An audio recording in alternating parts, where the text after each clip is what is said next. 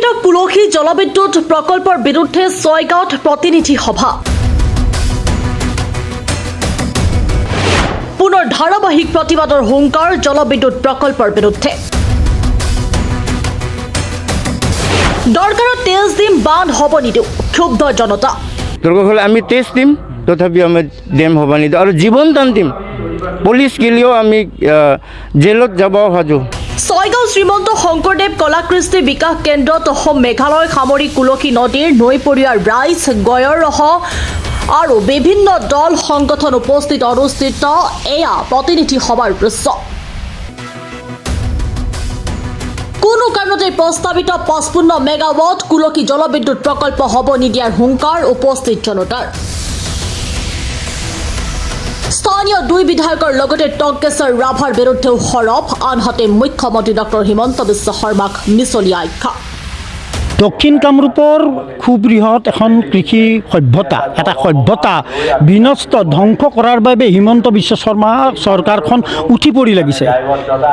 তাৰমানে logistic park, ইফালে smart city, ইফালে ছেটেলাইট চিটি, এইবিলাক যে উদ্যোগীকৰণ আদানী আম্বানী বনাব, তাৰ কাৰণে কাৰেণ্ট নালাগিব। গতিকে আমাৰ জীৱন জীৱিকা বন্ধকত থৈ বিক্ৰী কৰি উচ্ছেদ কৰি তেওঁলোকে সেই কাৰেণ্ট প্ৰডাকশ্যন কৰি কোম্পানীবিলাকক দিব। এইটো এটা নেটৱৰ্ক, ৰাস্তা ঘাট, এই 4 লেন ৰাস্তা আমাৰ কাৰণে বনোৱা নাই, দক্ষিণ কামৰূপৰ সজা কৃষকসকলৰ বাবে বনোৱা নাই, বনাইছে এই কোম্পানীৰ ডাঙৰ ডাঙৰ গাড়ীৰ চলাচলৰ বাবে। গতিকে আমাক লুটিব, আমি মানসিকভাৱে শাৰীৰিকভাৱে যাতে পংগু হওঁ, সেইকাৰণে নদী বান্ধ উঠি যাওঁ।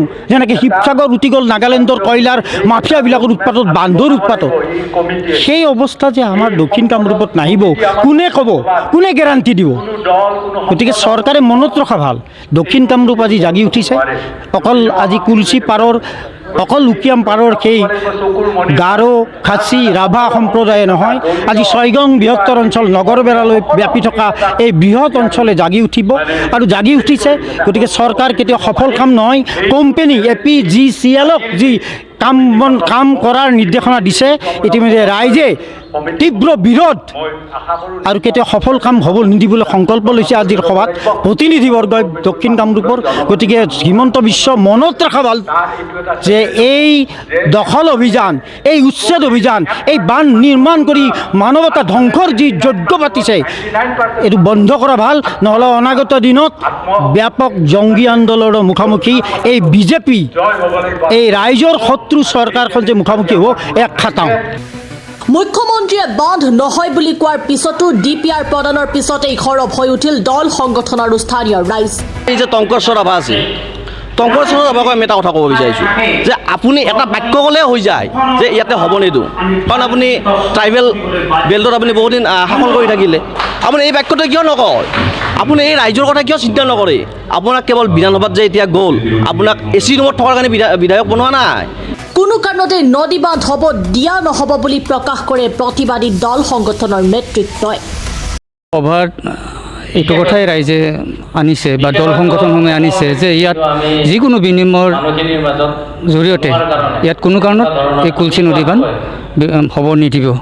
ৰাইজে এইটো আজি মতামত লৈছে আৰু প্ৰথমতে আমি চৰকাৰখনক আবেদন নিবেদন জনোৱা হ'ব আৰু এই আবেদন নিবেদন যদি চৰকাৰে গুৰুত্ব নিদিয়ে, তেতিয়াহ'লে গোটেই সমগ্ৰ দক্ষিণ কামৰূপ অঞ্চলৰ প্ৰতিটো পৰিয়ালৰ সদস্যই একত্ৰিত হৈ ইয়াত গণ আন্দোলন এটা গঢ়ি তোলাৰ এটা ইয়াত সিদ্ধান্ত হৈছে। ইয়াৰ পিছতো চৰকাৰে ৰাইজৰ পক্ষত সিদ্ধান্ত গ্ৰহণ নকৰিলে জংগী আন্দোলনৰ হুংকাৰ।